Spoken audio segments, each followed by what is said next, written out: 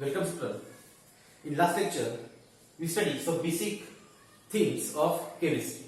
Or in last video, we studied the chemistry, definition of chemistry and matter. Today, we start chapter first, some basic concept of chemistry. Okay, in this topic, we study definition of chemistry, then matter, compound, elements and different things. Okay, so first we start the introduction. आपण काय करूया some basic concept of chemistry हा topic आपण start करतोय त्यामध्ये आपण सुरुवातीला introduction बघूया. ठीक आहे, इंट्रोडक्शन मध्ये आपल्याला बघायचं आहे केमिस्ट्री. काय बघायचं आपल्याला केमिस्ट्री. ठीक आहे, लास्ट व्हिडिओ मध्ये आपण जी डेफिनेशन बघितली होती केमिस्ट्रीची.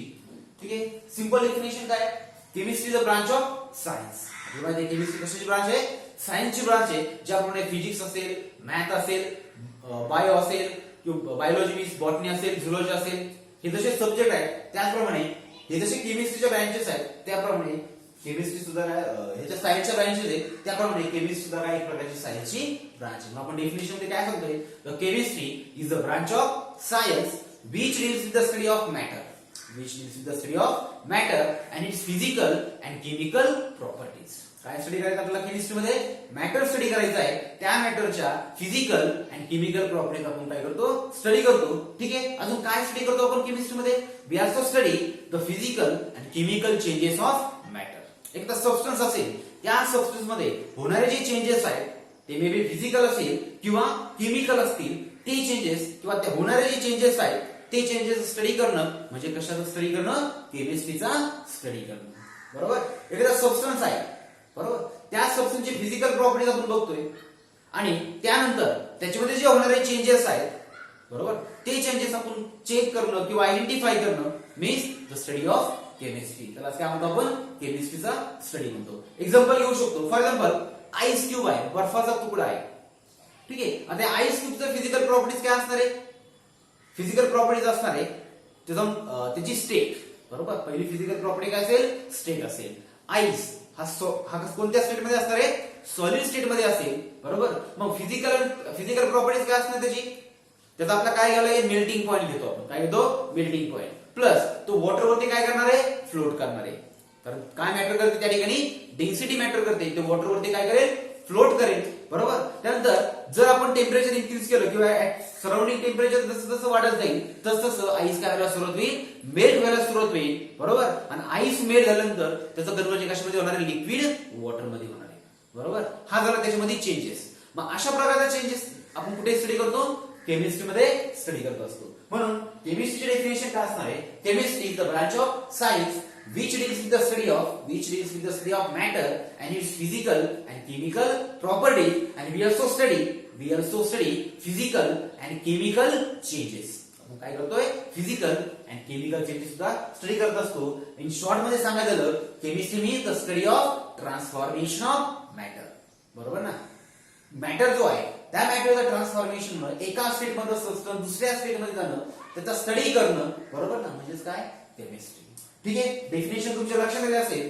पुढे आपला जो टॉपिक बघायचा आहे तो आहे नेचर ऑफ केमिस्ट्री. नेक्स्ट जो टॉपिक आहे आपला, इंट्रोडक्शन मध्ये एवढंच बघतो आपण. ठीक आहे, पुढे बघायचं आपला नेचर ऑफ केमिस्ट्री.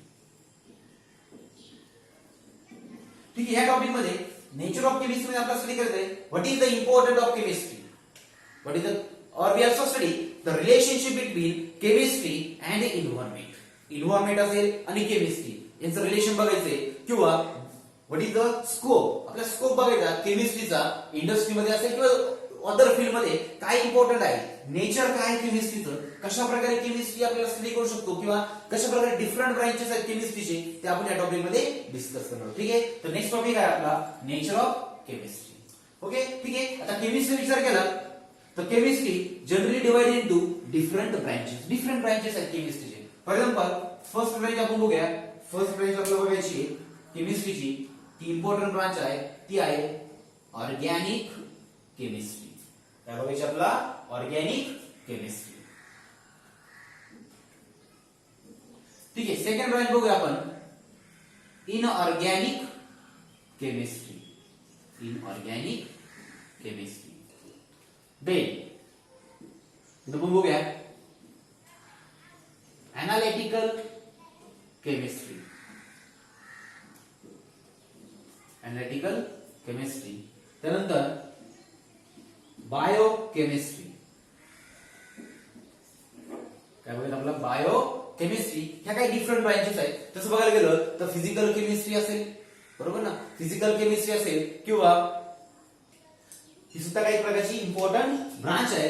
लास्ट ब्रांचचा विचार केला तर कोणती असेल ती फिजिकल केमिस्ट्री.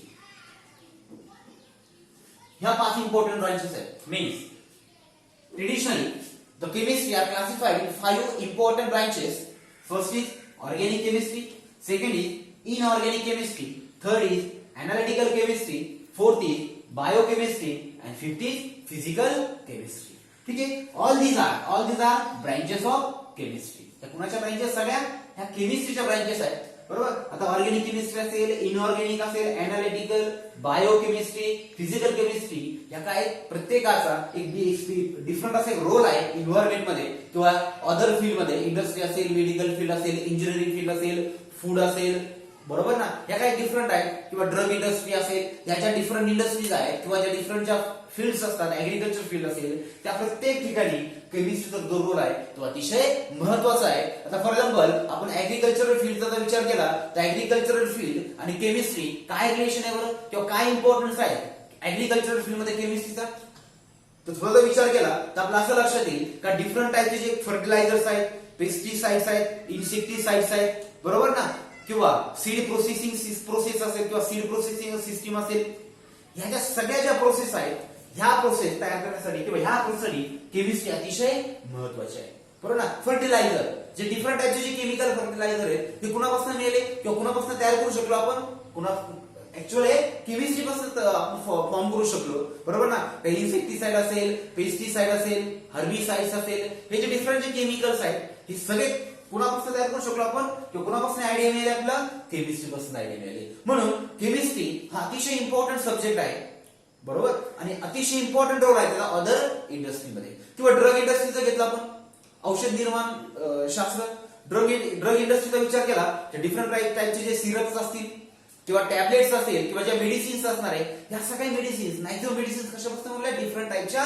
केमिकल कॉम्बिनेशन्स आहेत आणि त्या केमिकल कॉम्बिनेशन पासून काय फॉर्म करण्यात आले, डिफरंट टाईपची ड्रग्स तयार करण्यात आले.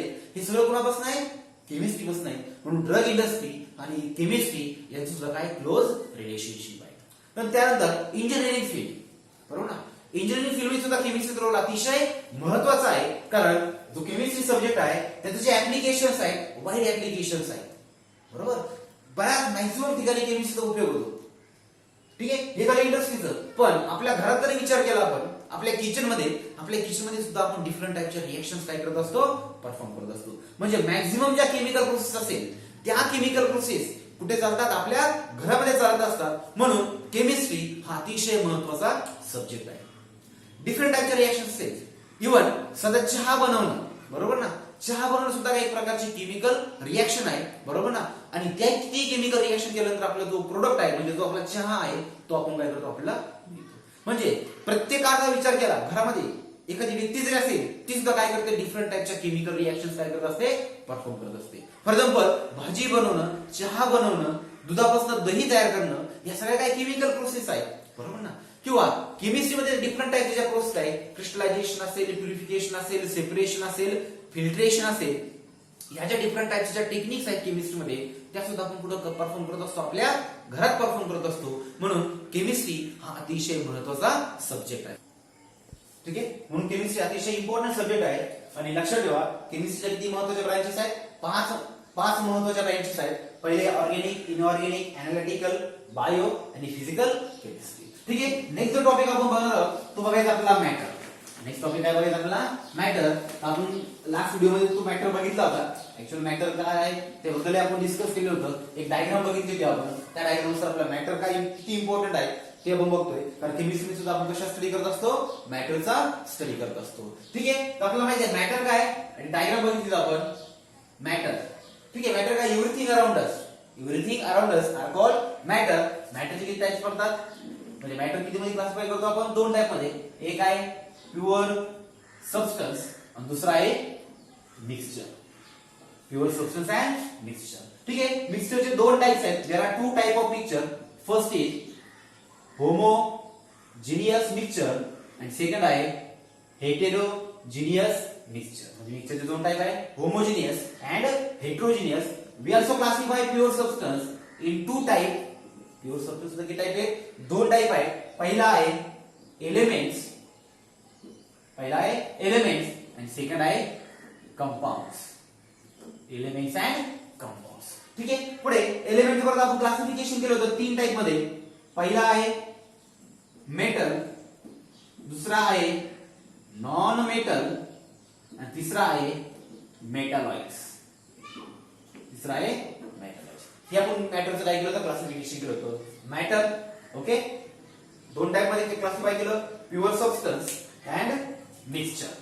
Pure substance and mixture. पुढे मिक्सचरचं क्लासिफिकेशन परत दोन टाइप मध्ये केलं. First homogeneous and heterogeneous. आपण लास्ट व्हिडिओ मध्ये जो लास्ट व्हिडिओ आपण बघितला त्यामध्ये आपण डायग्राम एक्सप्लेन केली होती. तर एक रिमाइंड म्हणून आपण काय परत बघूया.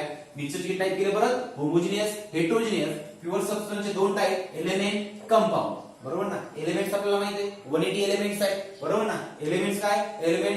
एलिमेंट ब्रोक करता येत नाही किंवा त्याचा ब्रेक करता येत नाही. कंपाऊंड मात्र काय करतं? तर सिम्पलर केमिकल प्रोसेस यूज करून त्याला ब्रेक करता येतं, त्याला सेपरेट करता येतं, पण एलिमेंट सेपरेट करता येत नाही. मग पुढे एलिमेंटचे तीन टाइप आहेत, मेटल, नॉन मेटल आणि मेटॅलॉइड्स. ठीक आहे. नेक्स्ट जो टॉपिक असणार आपला तो आहे प्युअर सबस्टन्स अँड मिक्सचर किंवा प्युअर सबस्टन्स वर्सेस मिक्सचर. आपण तो टॉपिक नेक्स्ट व्हिडिओ मध्ये बघूया. Okay, thank you.